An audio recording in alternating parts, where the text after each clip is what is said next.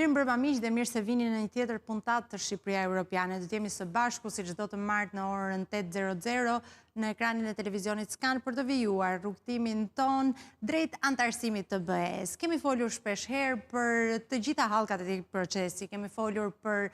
biznesin, kemi folur për impaktin ligjor e për shumë çështje të tjera, por një ndër aspektet kryesore është pikërisht qytetari. Si ndikohet përditshmëria jon nga ky proces? Çfarë duhet të bëjmë ne? Sepse është një proces që ndikon përditshmërinë tonë, jetën, mënyrën se si ne punojmë, mënyrën se si ne ushqehemi, mënyrën se si ne jetojmë. Çdo qytetar pyet veten se si do e ndikojë jetën dhe përditshmërinë e tij ky proces. Ne e dimë që Europa dhe integrimi në Bashkimin Evropian ka rregulla të reja loje, por a është gati Shqipëria dhe biznesi shqiptar dhe ekonomia shqiptare për rregullat e reja të lojës? Do të ndjekim insertin në vijim dhe do të rikthehemi pas pak në studio me eksperten e integrimit në BE, Fioral Bacaka, e cila do të na sjellë një analizë në lidhje me individin dhe qytetarin shqiptar dhe mënyrën se si e ndikon ky proces të gjithë përditshmërinë dhe dinamikën e përditshme të shqiptarëve.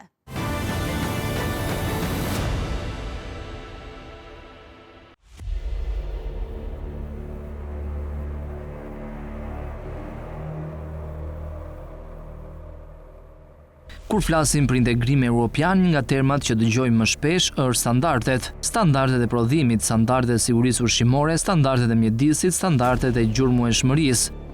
Duket sikur flasim për libra të trashë me rregulla të ndërlikuara, por në të vërtetë çështja është shumë e thjeshtë se kaq. Standardet janë mënyra si funksionon tregu evropian, janë gjuha e tij, janë kodi i besimit. Pa to mund trokasësh, por dera nuk hapet. Pse BE-ja i jep kaq shumë rëndësi standardeve? Sepse Bashkimi Evropian është një treg i përbashkët i 450 milion konsumatorëve dhe për të funksionuar duhet të ketë siguri që një produkt i prodhuar në Shqipëri ofron të njëjtën cilësi dhe siguri si ai i prodhuar në Austri, Itali apo Danimark. Standardet nuk janë pengesë, janë garancia që tregu është i drejtë dhe i besueshëm. Nëse një konsumator në Berlin blen vaj ulliri shqiptar, ai duhet të jetë i sigurt se ajo shishe është e gjurmueshme, e kontrolluar dhe e prodhuar sipas rregullit, jo sepse është shqiptare, por sepse është korekte. Shqipëria sot, ku jemi me standardet, kemi përparim, por i pabarabartë. Në disa sektorë, si turizmi cilësor, verrat dhe pijet artizanale, industria e përpunimit të peshkut, prodhimi i rëshqirave dhe bimëve mjekësore, janë bërë hapa të qartë drejt certifikimit dhe kontrollit të cilësisë. Por në shumë sektor të tjerë, sidomos në blegtori, qumësht, fruta perime, përpunim ushqimor të shkallës së vogël, standardet shpesh janë të pjesshme, të paqëndrueshme ose vetëm në letër. Dhe kjo krijon boshllëk, jo sepse produktet nuk janë të mira, por sepse kjo cilësi nuk provohet, nuk matet, nuk dokumentohet. Dhe në tregun evropian, cilësia e paprovuar është cilësi e padukshme. Pra praktikisht cilësi që nuk ekziston. Po, standardet mund të duken si bariera për bizneset që sot funksionojnë pa dokumentim, pa analiza, pa inspektim të rregullt, pa procedura. Por kjo barierë nuk është kundër tyre, kjo barierë është kundër rastësisë. Ajo thot, nëse do t'jesh në treg, garantohu, nëse do të rritesh, provoje. Nëse një biznes shqiptar certifikohet dhe plotëson kërkesat evropiane të prodhimit, ai nuk fiton thjesht akses në treg. Ai fiton pozicion, sepse standardet rrisin çmimin e produktit, rrisin besimin e blerësve të huaj, hapin kontrata afatgjata. I japin biznesit mundësinë të hyjë në zinxhirët rajonal të furnizimit. Një fabrik qumshti e certifikuar nuk shet thjesht qumësht. Ajo mund të furnizojë zinxhirët italian të hotelerisë. Një fermer me Global Gap nuk shet thjesht domate. Ai shet domate në Europë dhe bën këto me çmim të qëndrueshëm. Pyetja që vlen sot nuk është sa kushton certifikimi, pyetja është sa kushton të mos certifikohesh, sepse tregu që po vjen nuk vjen për të gjithë, ai vjen për ata që janë të gatshëm të provojnë vlerën e tyre. Standardet e BE-s nuk janë thjesht rregulla, por janë arkitektura e konkurrencës. Janë mënyra si ndërtohen fituesit e tregut hapur dhe mënyra si ndahen ata që hyjnë në të ardhmen nga ata që mbeten pengi së shkuarës. Shqipëria nuk pyetet nëse i pëlqejnë standardet, ajo pyetet vetëm a është gati t'i bëjë të vetat, sepse në tregun e madh evropian nuk fiton më ai që ka mall, fiton ai që ka garanci.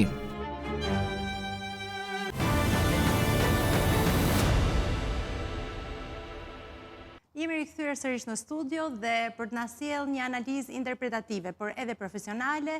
Na është bashkuar në studio ekspertja e integrimit të Bashkimit Evropian, Firal Bacaka, mirë se erdhe. Faleminderit për ftesën. Faleminderit që jeni me ne dhe unë do doja ta nisja me një herë, duke folur për një nga, le të themi, hallkat ose një ndër aspektet më sensitive të këtij procesi, që janë njerëzit. Shpesh herë ne kemi dëgjuar të flitet për biznesin, për kriteret dhe për çështje të ndryshme, por janë ndoshta drejt për së drejti ata që ndikojnë njerëzit nga ky proces mbi të gjitha dhe çdo qytetar ka të drejtën që të pyesi veten, çfarë më ndryshon mua? Si do ndikohet përditshmëria dhe dinamika e përditshme e një qytetari shqiptar nga integrimi i Bashkimit Evropian? Faleminderit për pyetjen dhe më vjen mirë që shpesh herë edhe pse integrimi shihet nga pikpamja elitare, institucionale,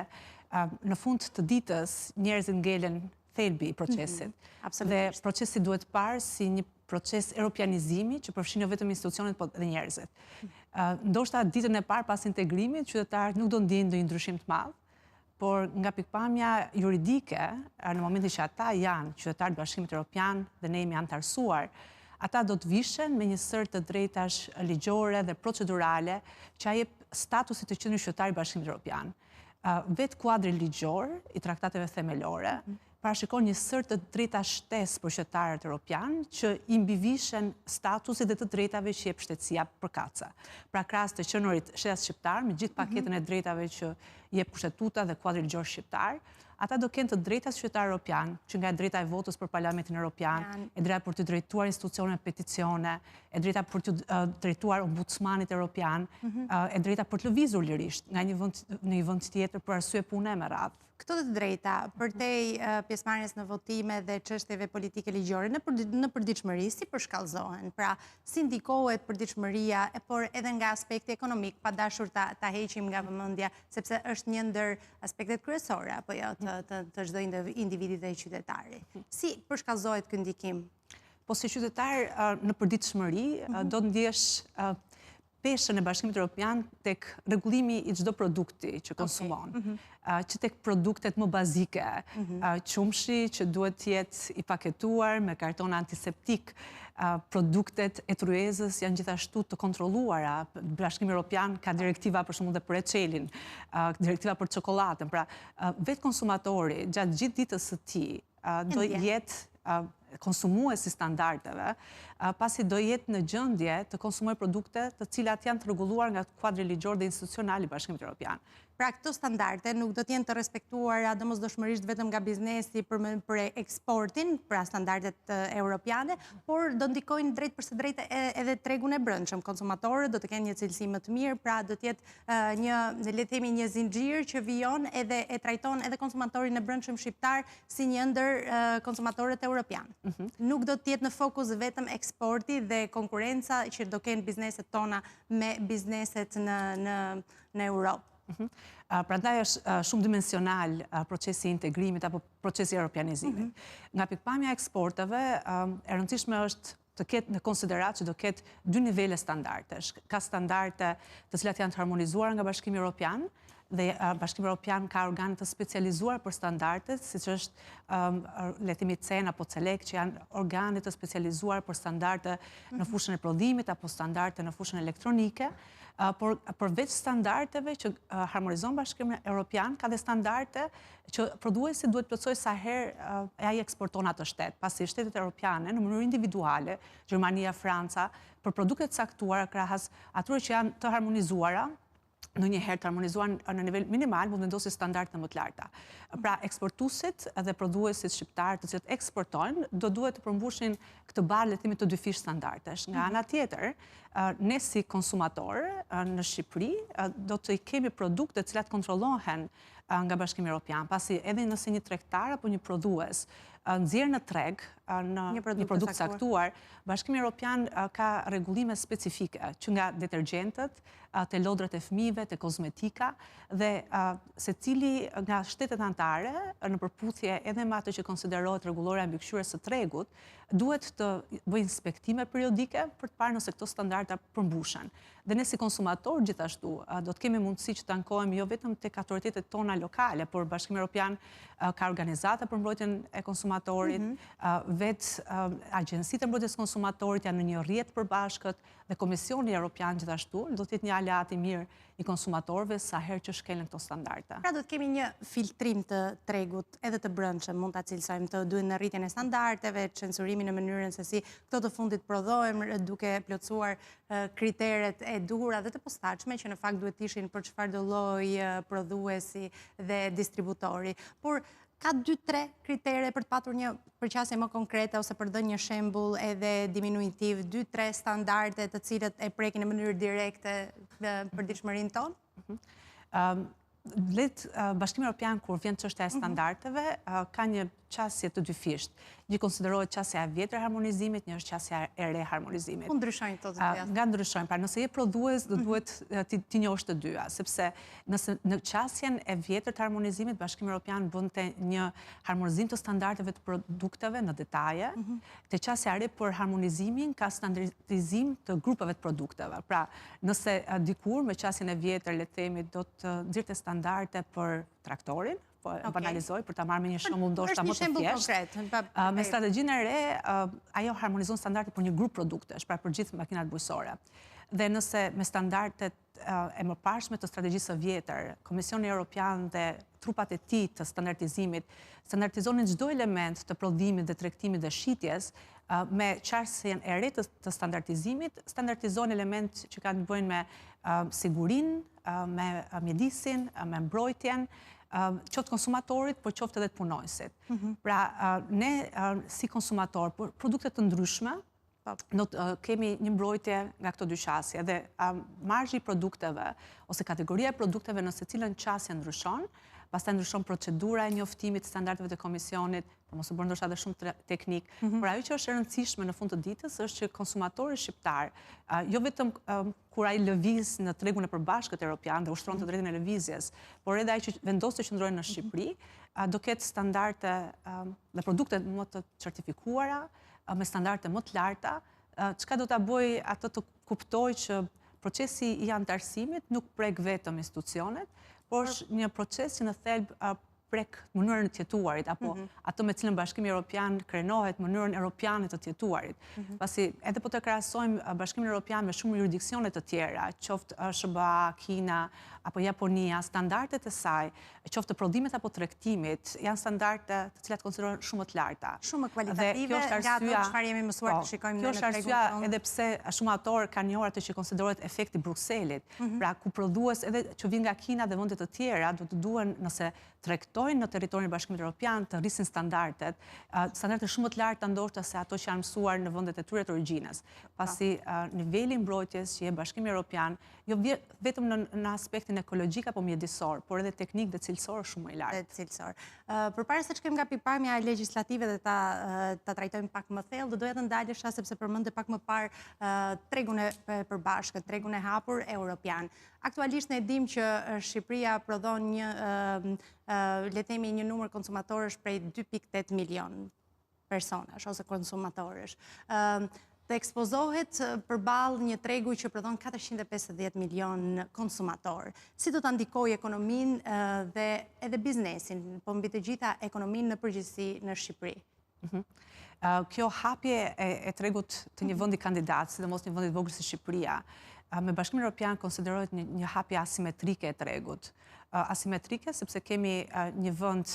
me një hapësirë jo vetëm gjeografike, por një treg shumë të vogël, me gigantin evropian, i cili ka 500 milion konsumatorë dhe është një nga tregjet më të mëdha globale. Dhe duke qenë një hapje asimetrike që me marrëveshjen e stabilizimit asociimit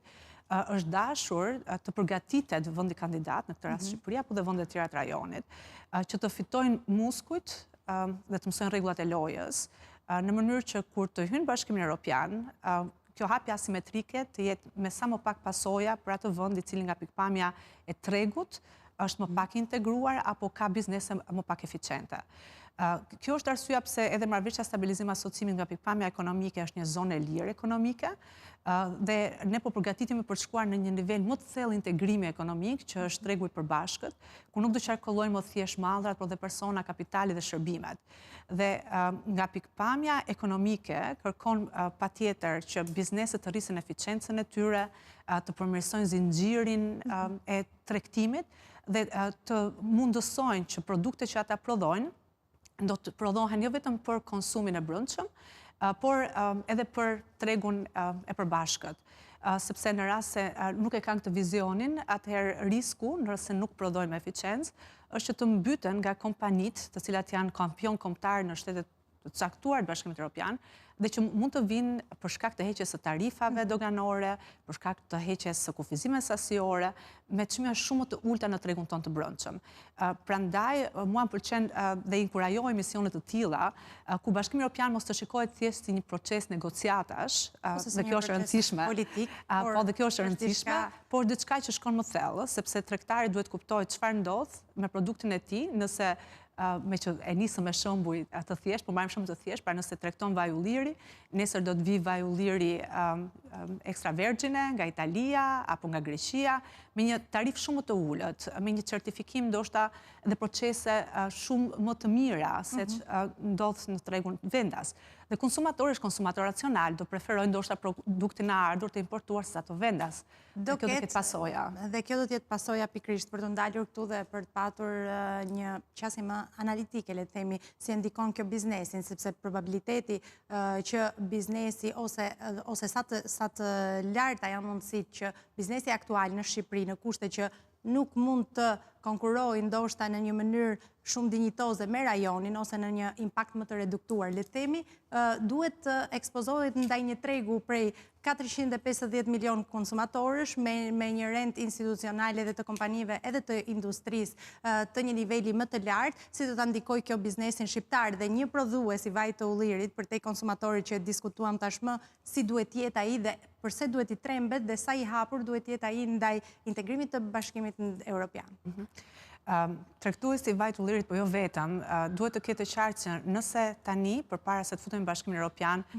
ende mund të mbrohet me ato që mund të konsiderohen barriera tarifore, për shembull tarifa importit, të cilat e bëjnë çmimin e produktit të importuar më të lirë, apo me kufizime në kuota, ku ne vendosim kuota për te së cilit ose ndalohet importi, ose importi do t'jetë me tarifa të larta.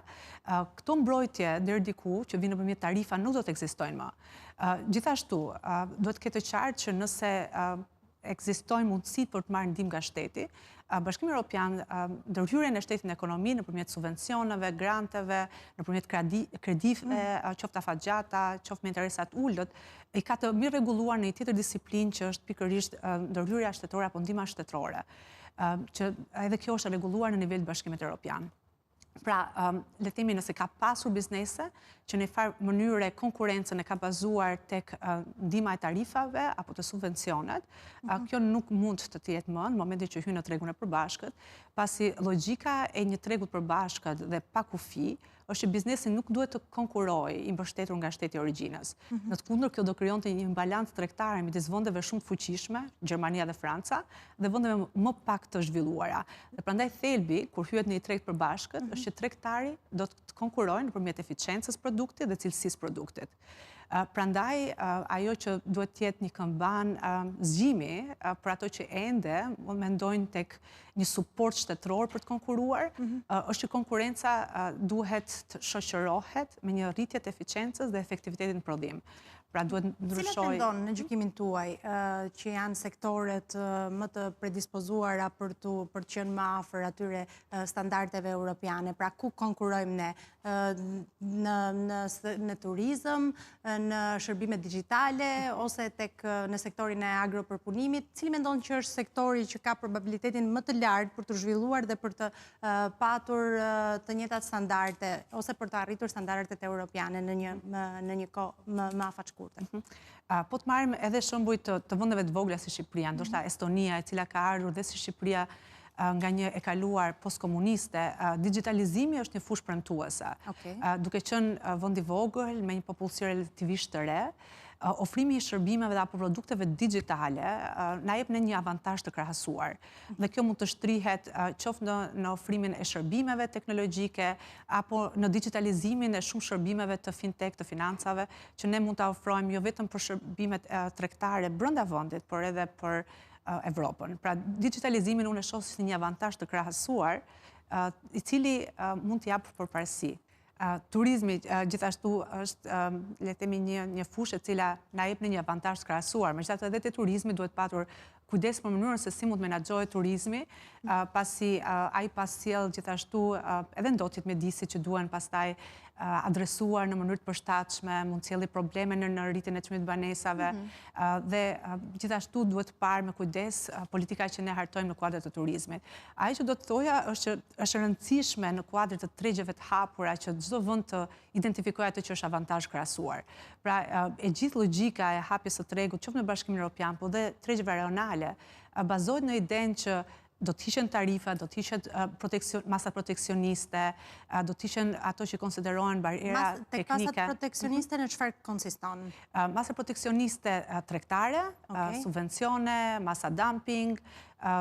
edhe ndihma shtetërore apo edhe mbrojtja tarifore që ne i bëjmë produkteve tona. Pra përveç le të themi një sër masash që merren nga shtetet kryesisht për të mbrojtur ata që janë kampionët kombëtar ose piketat e rëndësishme të industrisë, në një treg të hapur, siç ne po shkojmë te tregu i Bashkimit Evropian, shumë nga këto masa nuk lejohen ose do janë shumë të kontrolluara dhe të mbikëqyra nga Komisioni Evropian. Dhe çfarë do të thotë që në momentin që këto hiqen këto masa, ti nuk mund të vazhdosh më të prodhosh në të njëjtat fusha si më parë ose në të njëjtat le të themi sektor, sepse nëse për shembull marrim sektorin e bujqësisë dhe në sektorin e bujqësisë ne nuk kemi një avantazh të krahasuar, po themi me Francën ose ndoshta me Greqinë, për arsye se jemi një vend shumë i vogël se ata. Vërtet mund të kemi kushte të mira klimaterike, po duhet parë fuqia punëtore, investimi, biznesi, know-how e kështu me radhë. Dhe kjo do të thotë që ne duhet mendojmë për një avantazh të tjerë krahasuar, pra nëse kemi një varietet caktuar të një perimi të caktuar, atëherë ne duhet ta ndryshojmë prodhimin, mos prodhojmë le të themi më patate apo speca, domate, diçka që është për konsum të përgjithshëm, por të kapim një varietet ku ne mund të kemi një avantazh të krahasuar, një prodhim autentik, dhe kjo do na jepte edhe më ta bënte më të thjeshtë edhe pastaj mbrojtjen e këtij produkti dhe inkurajimi të shitjes së këtij produkti në tregjet kombëtare po dhe tregjet europiane. Fiorelva, jam shumë dakord me ty që ndoshta një prodhim autentik apo zhvillimi i një sektori të caktuar, një shërbim që është specifik që ndodh këtu dhe qenia e të paturit ose të qenurit monopol dhe e vetmja mënyrë shërbimi ndoshta e ndihmon disi tregun në Shqipëri. Por pjesa tjetër, çfarë ndodh me pjesën tjetër, sepse jo të gjitha shërbimet, ata që prodhojnë ndoshta patatën që ti the duhet ta reduktojmë sepse nuk mund të konkurrojmë standardet franceze dhe të shteteve të tjera europiane tashmë që kanë një industri më të zhvilluar. Ata të cilët aktualisht janë prodhues të këtyre sektoreve që janë ndoshta më të disfavorizuara për shkak të kompeticionit të lartë që ofron shtetet e tjera europiane. Çfarë ndodh me këta dhe cilat mund të jenë ndihmat, si mund të ndihmohen nga shteti apo si do të arrijnë ata që ti rezistojnë ose ta kapërcejnë këtë krizë që i ofron tregu tashmë i hapur i Bashkimit Evropian. Ne folëm pak për sfidat, por Bashkimi Evropian është në një vend mundësisë, sepse nuk dua të jap sinjalin e gabuar që integrimi do të sjellë dëm në ekonominë e brendshme, është një proces i cili kërkon përgatitje. Dhe prandaj doja ta theksoja këtë si le të themi nuancën e parë të bisedës sonë. Për sa i përket mundësive, ne përfitojmë nga ato që konsiderojmë fonde strukturore të Bashkimit Evropian. Dhe Bashkimi Evropian ka disa fonde, siç është Fondi i Kohezionit, Fondi Evropian Social apo Fondi Evropian për Zhvillimin Rural, ku ne mund të përfitojnë bizneset shqiptare. Dhe ne jemi Si është impakti i përfitimit nga këto plane, le të themi, strukturimit të ndihmës që japin Bashkimi Evropian kundrejt bizneseve tona? Ne së pari përfitojmë sepse një nga kriteret dhe kushtet për të përfituar është të paturit një GDP-e nën 75% të mesatarës së GDP-së europiane. Pra, unë besoj që ne dhe në shumë rajone shqiptare mund të përfitojnë pikërisht për për shkak të këtij indikatori, të qenurit nën-mesataren europiane. Dhe duke qenë se janë nën-mesatare europiane, ne mund të paraqesim skema, projekte për zhvillimin e rajoneve të caktuara, për zhvillimin e punësimit në rajone të caktuara dhe patjetër ajo që do na jepte një avantazh për ta bërë çdo lloj aplikimi edhe në përputhje me objektivat e Bashkimit Evropian, do të ishte një investim në këto zona, po që shkon përkor me digitalizimin pse jo, po edhe me mbrojtjen e mjedisit. Pra, unë shoh potencial dhe besoj që ka potencial qoftë për zhvillimet rajoneve të caktuara ose industrive dhe prodhimit në Shqipëri. E rëndësishme është që nëpërmjet këtyre emisioneve, po dhe platformave forumeve të ndryshme, të kemi një rritje të ndërgjegjësimit se si aktor të caktuar, qoftë të shoqërisë civile, qoftë të biznesit, mund të përfitojnë për ta bërë Bashkimin Evropian një proces shumë më të prekshëm, jo thjesht kur të antarësohemi, po pse jo që gjatë kësaj faze të parë antarësimit. Edhe në fakt kjo është edhe fokusi dhe synimi kryesor i Shqipëria Europiane që transmetohet tashmë në çdo të martë në orën 20:00 në ekranin e televizionit Skan për t'ju sjellë pikërisht një përqasje më konkretizuese të gjithë qytetarëve për të kuptuar çdo hall tashmë të analizuar të këtij procesi kaq dinamik. Por me që folim pak për rajonin pak më parë, e përmendëm Estoninë edhe sollëm disa shembuj nga rajoni, doja të ndalesha pak te Kroacia për të ndjekur qasjen tënde pozitive në një aspekt dhe më pas për ta vijuar në një qasje jo kaq pozitive në vijim. Ne dim që Kroacia u fut në Bashkimin Evropian në vitin 2013 dhe në 5 vitet e para të antarësimit të saj, eksportet u rritën me diku te 60%. Sa është probabiliteti që edhe Shqipëria të ketë të njëjtin destin, pra të njëjtin fat dhe që ne bizneset tona të arrijnë të rrisin eksportin e tyre dhe të bëhen pjesë e rëndësishme e këtij tregut evropian? Të gjithë analizat e tregut, jo vetëm për Kroacinë, por edhe për vendet e tjera të antarësuar më parë, tregojnë një projekcion pozitiv rritës të ekonomisë së vendeve që antarësohen, ose një rritje drejt konvergjencës europiane. Dhe kjo rritja e konvergjencës europiane shpeshherë shpjegohet me faktin e përfitimit nga shumë fonde europiane. Dhe studimet gjithashtu tregojnë që në rast se ne në momentin që futemi do të jemi edhe kontribues në buxhetin europian, për shkak të qenurit vendet vogla apo shpeshherë vendet konsideruar vende të varfra, ne përfitojmë në neto shumë më shumë se çka japim për buxhetin europian, pikërisht nëpërmjet këtyre fondeve strukturore. Dhe janë këto fonde strukturore të cilat ndihmojnë bizneset kombëtare, qoftë të përmirësojnë prodhimin, të krijojnë sinergji apo të bashkohen me biznese duke krijuar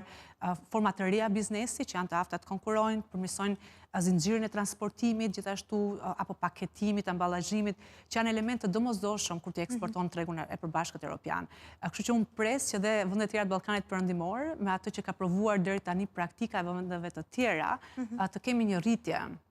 të ekonomisë drejt konvergjencës europiane. Përqendruar te Kroacia, në 2-3 vite, duke qenë se përveç faktit që po bëjmë një krahasim me rajonin që ndoshta kemi edhe më shumë, jemi më të përafërt, le të themi, por edhe sepse është një nga vendet e fundit që është antarësuar në BE, ne dim që një pjesë e mirë e bizneseve që nuk arritën të plotësonin kriteret dhe standardet e duhura për qenë pjesë e tregut të hapur të Bashkimit Evropian, u mbyllën në 2-3 vitet e para. Në gjykimin tuaj, nëse ne do të ishim sot në BE, cilat janë sektorët që do të goditeshin menjëherë nga konkurenca e madhe që ofron ky treg? Jo vetëm për Shqipërinë, por edhe vetë Bashkimi Evropian e ka konsideruar efektin që mund të ketë forca konkurruese e tregut tek ato që janë SME apo bizneset vogla të mesme.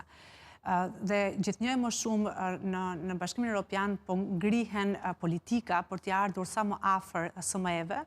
për arsye se ato janë punëdhënës, shpeshherë janë punëdhënës familjar dhe prekin direkt aspekte sociale në vendin nëse falimentojnë. Nëse në Bashkimin Evropian sot është ideja të ndihmojmë këto SME me teknologjinë apo me përmbushjen e standardeve, siç e thash, që ka bëja për etiketim, paketim apo me kriteret ekologjike apo ESG-të me radhë, në vendet tona SME-t qëndrojnë ndoshta në një fazë zhvillimi shumë më bazik. Dhe e rëndësishme është të ndihmohen SME-t në plotësimin e standardeve minimale që do kërkohet për produktit apo vendosjen në treg të një produkti. Dhe sërish që ne të mos kemi një bumerang ose një humbje shumë të madhe në nivelin e SME-ve, është e rëndësishme që SME-t mund të kuptojnë që në këtë fazë, por dhe më vonë, ato mund të aplikojnë për një sër fondesh në Bashkimin Evropian, pasi ka projekte pa fund për ndihmuar SME-t, pikërisht në përmirësimin e tyre dhe në plotësimin e standardeve. Pasi është shumë e thjeshtë, ju e përmendët për dikë që është monopol ose ka akses të gjërë në treg, në informacion, ka një shërbim ligjor, një shërbim kërkim zhvillimi, që ai të përmbush të standarde dhe të jetë i njohur me kostot e përputhshmërisë legjislacionit me standardet e BE-s, por një biznes i vogël dhe i mesëm në Shqipëri, i cili shet një treg lokal, nuk mund të di për shembull që ajo bateria që ai e merr ku diun nga një vend i tretë, nga Kina apo nga Turqia, duhet të ketë standarde të caktuar paketimi. Nëse ai merr një lodër ose një produkt tjetër, lodra duhet të ketë standarde për alergogjenët, për përbërësit dhe mënyra se si ai do ta paketojë dhe shesë këtë produkt duhet zbatoj standardet europiane, të cilat ai mund mos i di. Prandaj një element që duhet të adresuar është pikërisht që SME-t mund të përfitojnë nga sa më shumë fonde dhe programe që ka Bashkimi Evropian, në partneritet qoftë me vendin kandidat, qoftë edhe me rajonin, për të qenë në gjendje që t'i përballet pikërisht i presionit madh konkurrues, që të vi për shkak të hapjes tregu dhe që është i pashmangshëm. Ka edhe një tjetër mënyrë në thonjza që biznesi i vogël mund të jetë dhe i mesëm mund të jetë i rrezikuar, apo jo, sepse në momentin që Shqipëria antarësohet në Bashkimin Evropian, pjesa kapitali mund të lëviz lirshëm dhe rrezikon ndoshta që një pjesë e mirë e bizneseve të vogla të bien pre e blerjeve dhe a mendon që ka një sektor specifik ku mund të ndikohet dhe mund të ndodhë më së shumti ky fenomen? Unë besoj që ju që jeni në media e keni ndjekur në momentin që hyrë Kroacia autobuzët e mëdhenj që lëviznin dhe pamje të tilla filmike më vjen në mend sa herë që mendoj na vinë në mend të gjithëve datat e afërta, do të shpresoj të afërta të hyrjes në Bashkimin Evropian. Pra lëvizjen e lirë ne nuk e shmangin dot, pasi është një nga parimet kryesore dhe liritë kryesore të garantuar nga traktatet. Por ajo që ka ndodhur edhe me vende të tjera dhe do ndodhi me Shqipërinë janë periudha tranzitore.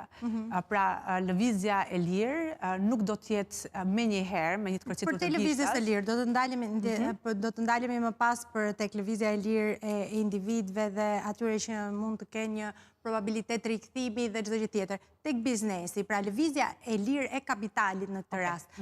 si ndikon, a rrezikon që të bëhet që një pjesë e mirë e bizneseve të vogla të jenë pre e blerjeve të shumta, le të themi nga investitorë më të mëdhenj dhe a ka një sektor specifik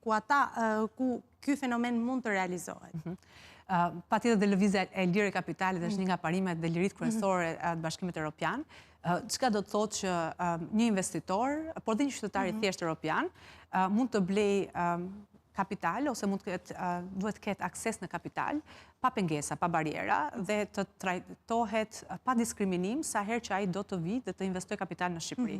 Pra nëse ne tani ende kemi le të themi masa proteksioniste për të penguar kapitalin e huaj për të blerë ku diun tokë bujqësore ose apartamente në numër të caktuar, kur ti me Bashkimin Evropian. Mendon që këto dyja janë dy sektorët që mund të jenë po të shohim edhe vendet e tjera, ka gjithmonë një tendencë le të themi në momentin që ne hyjmë Bashkimin Evropian, po dhe përpara hyrjes se kemi një rritje të kërkesës për të blerë apartamente apo tokë bujqësore. Ka ndodhur në Spanjë, ka ndodhur në Greqi, ka ndodhur dhe në vende të tjera, kështu që pritet të ndodhi ky vështrimi i kapitalit. Dhe kjo është arsyeja pse edhe vendet e lindjes, Bullgaria, Rumania, po dhe Malta dhe Çipro në traktatin e tyre të aderimit arritën të negociojnë periudha tranzitore. Pra duke patur frikën pikërisht të këtij vështrimi të kapitalit, në kapitullin që mbulon lëvizjen e lirë kapitalit, ata negociuan për shembull që do të ketë një periudhë minimalisht 7 vjeçare për realizimin e blerjes tokës bujqësore nga Shteti i Bashkimit Evropian, apo në rastin se do të blesh një apartament ose banesë të dytë dhe nuk je rezident, leja mund të jepet pak me vështirësi për të mbrojtur aksesin në banesa sociale të atyre që janë rezident në një vend. Pra, patjetër që do ketë vështrim kapitalit, sekundër do të ketë ana profitimi edhe mundësi të bizneseve shqiptare të investojnë më lehtë kapitalin e tyre në vendet e Bashkimit Evropian, apo për një qytetar shqiptar të marrë një kredi, nuk e di në Austri, do jetë shumë e thjeshtë se ç'është, pasi aksesi në kapital duhet të jetë pa diskriminim dhe pa bariera, sekundër është aksesi shtetasve të vetë Austrisë apo të një shtetit Bashkimit Evropian. Pra janë të dy anët e medaljes. Janë të dyja anët e medaljes. Të ndalemi tani tek lëvizja e lirë e le të themi njerëzve. Ne për gjatë viteve kemi patur një fenomen në zhvillim dhe një rend progresiv përsa i përket lëvizjeve emigratore që kemi patur kundrejt vendeve të Bashkimit Evropian. Një fluks i madh fillimisht të familjarësh, më pas u pasua nga një fluks emigrativ i të rinjve dhe gjatë kësaj periudhe, kur Shqipëria tjetë pjesë e Bashkimit Evropian, kemi parë që ndoshta edhe në vendet të tjera të rajonit ka patur rikthim në masiv të rinjve duke menduar dhe duke patur, le të themi, duke krijuar mundësi punësimi në vendin e tyre. Por a mendon që do të jetë i njëjti efekt edhe në Shqipëri ku të rinjt do preferojnë të rikthehen dhe të punojnë në të njëjtat standarde dhe në vendin e tyre të ofrojnë të gjitha shërbime që kanë akumuluar tashmë prej viteve eksperiencë në vende të ndryshme europiane në një treg, le të themi, të njëjtave kushte dhe standarde që ata kanë preferuar në ditët që vendosen që të merrnin të rrugtim, apo do të jetë një efekt i kundërt, ku për shkak të lëvizjes së lirë dhe një rendi procedurial më të reduktuar, ata do vinë, do preferojnë që do ta kenë akoma dhe më të lehtë katapultimin në tregun tashmë një treg të përbashkët edhe të punësimit, nuk do të duhet më një procedurë gjatë dokumentash për të qëndruar ose leje të qëndrimit të radhëve të gjata që ne tashmë i kemi si pasyrat të emigracionit shqiptar ndër vite në vendet europiane. Cili mendon se do të jetë reagimi i qytetarëve shqiptar ndaj antarësimit në BE? Qytetarët shqiptarë në fakt e kanë përjetuar lëvizjen e lirë, jo vetëm pas 2010-s me liberalizimin e vizave, por edhe në sajt të një sër skemash për tërheqjen e trurit, siç është Blue Card apo karta e mundësive në Gjermani, duke provuar përvoja punësimi. Dhe unë në parim e dua lëvizjen e lirë, sepse është një nga lëvizjet, le të themi, vetëm e personave, 4 lirit themelore të Bashkimit Evropian, që është lëvizja e lirë e madrave, personave, kapitali dhe shërbimi janë ato që përbëjnë thelbin e tregut përbashkët Evropian, që është pikërisht ekzistenca e Bashkimit Evropian. Pra ka nisur si një treg dhe është në një treg, pavarësisht se ne shohim si organizat, shohim aspekte gjeopolitike të saj, nuk duhet të harrojmë që Bashkimi Evropian është një treg që bazohet në këto 4 liri. Kështu që unë besoj te forca e këtyre 4 lirive për të sjellë progres dhe zhvillim. Nga ana tjetër, që Shqipëria të mos mbeti pa atë që shtruri apo mos ketë një hemoragji cerebrale për shkak të kësaj ike masive të trurit, është nevojshme që të ketë politika nxitse për të mbajtur të rinjt, politika të cilat mund të jenë politika sociale ekonomike që nxisin ata që kanë emigruar, që kanë fituar një eksperiencë të rikthehen. Dhe ka skema të suksesshme nëpërmjet për shembull një kredi të butë, nëpërmjet mundësisë për të blerë një shtëpi më lirë se të tjerat, nëpërmjet një mbështetje në biznes, nëpërmjet një sër incentivash ne mund të gjejmë le themi skema për të riftuar këta të rinj për të kontribuar në vendin e tyre, ndoshta më lehtë se ç'po japin kontributin aktualisht brenda Bashkimit Evropian. Dhe me që folëm për përfshirjen, le të themi, nga impakti sovran nga ana shtetërore, sa rëndësishme është që të ketë edhe një strategji orientuese nga ana shtetërore për të, le të themi, orientuar jo vetëm bizneset, por edhe individet se në cilat sektor është e rëndësishme të investohet dhe të, le të themi, të bëhen pjesë e kapitalit të brendshëm të tregut evropian. Strategjit janë shumë të rëndësishme, sepse e shpjeguam që nëse nuk e identifikon siç duhet këtë avantazhin krahasues që ti mund të kesh brenda ekonomisë tënde, atëherë rrezikon të kthesh në një konsumator të produkteve që vijnë nga vende ku ka avantazh krahasuar, ku prodhohet me eficiencë apo me efektivitet. Pra ne duhet të identifikojmë ato sektor në Shqipëri ku është e mundur të kemi një avantazh krahasuar në tregun evropian apo në atë rajonal. Dhe strategjit kombëtare, dhe Shqipëria ka disa strategji kombëtare për zhvillim e me radhë, synojnë pikërisht identifikimin e atyre që konsiderohen prioritete kyçe në ekonomi. Kështu që një politik qartazi e linjëzuar me këto prioritete kyçe, e cila shoqërohet me masa konkrete për qytetarët, do të ishte një nisëm e mirë, si kundër ka edhe sot, nuk duhet të anashkëlqejmë që ekzistojnë nisma të tilla, por do të ishin një mundësi e mirë për të rithithur mbrapsht me më shumë eksperiencë dhe përvojë, ata që janë larguar dhe kanë shijuar lëvizjen e lirë drejt BE-s. Nëse nesër Shqipëria bëhet pjesë e Bashkimit Evropian, sa do i duhet një qytetari shqiptar, pra sa kohë që ta ndjej të prekshme me dorë se le themi këtë antarësim në Bashkimin Evropian, një vit, 2 vite, 3 apo 10. Sepse e thamë edhe pak më parë që në fillim të bisedës që nuk do t'jeti me njëhershëm, do ndikoj në përmirësimin e standardeve në cilat ka jetuar deri tani, por nuk do t'jetë impaktuese në mënyrë imediate, pra në mënyrë të me njëhershme. Sa kohë do t'a ndjej qytetari shqiptar faktin që është pjesë e Bashkimit Evropian tashmë? Varet shumë individuale dhe varet shumë çfarë merret ose çfarë biznesi ka ose cili është profesioni i këtij qytetari. Për ata qytetarë të cilët do të ushtrojnë lëvizjen e lirë, qoftë në formën e lëvizjes lirë të një profesionisti, qoftë në formën e një biznesi i cili eksporton mallra, qoftë një investitor i cili do të investojë kapitalin e tij në vend Bashkimin Evropian, realiteti i të qenurit në tregun e përbashkët do të jetë shumë shpejt dhe menjëherë i prekshëm. Për ata qytetarë të cilët nuk do të lëvizin, nuk duan ta ushtrojnë lëvizjen e lirë në asnjë nga këto forma që ne përmendëm kryesore. Kjo ndoshta do të vijë më gradualisht nëpërmjet standardeve më të larta të produktit, ose do të ndihet më ngadalë në përmirësimin e cilësisë së tij të jetesës nëpërmjet asaj që konsumon çdo ditë. Por ajo që është e rëndësishme është që pavarësisht nëse je grupimi i parë i cili ushtron 4 lirit ose grupimi tjetër që nuk e ushtron 4 lirit, je një qytetar evropian që brenda Shqipërisë ose edhe nëse lëviz jashtë, ti ke një sër të drejta që ta japin karta themelore drejtave të Bashkimit Evropian, traktatet e Bashkimit Evropian, edhe gjithë kuadri institucional, ku ti mund të drejtohesh institucioneve që këtu ku je, nëpërmjet një emaili, pa qenë e nevojshme që të lëvizësh. Kështu që unë besoj fort që e ardhmja europiane, përveç se është një ardhme që i përket historisë tonë europiane, të cilët ne kemi kohë që e përndjekim, është gjithashtu një realitet i cili do ndihet nga qytetarët. Dhe uroj të kemi sa më shumë eurofil dhe europianistë në të ardhmen. Që presin dhe vijojnë ëndrrën me të njëjtin intensitet, si në fillim, pavarësisht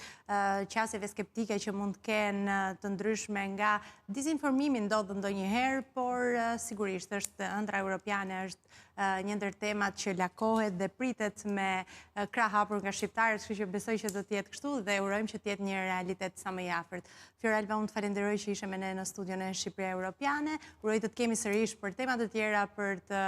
diskutuar rreth çështjeve dhe pse jo hallkave të ndryshme që parashikon ky proces. Faleminderit për ftesën. Faleminderit. Ne së bashku ndajemi edhe këtu të dashur miq, unë ju lë takim të martën tjetër në orën 20:00 në ekranin e televizionit Skan. Deri atëherë, mirupafshim.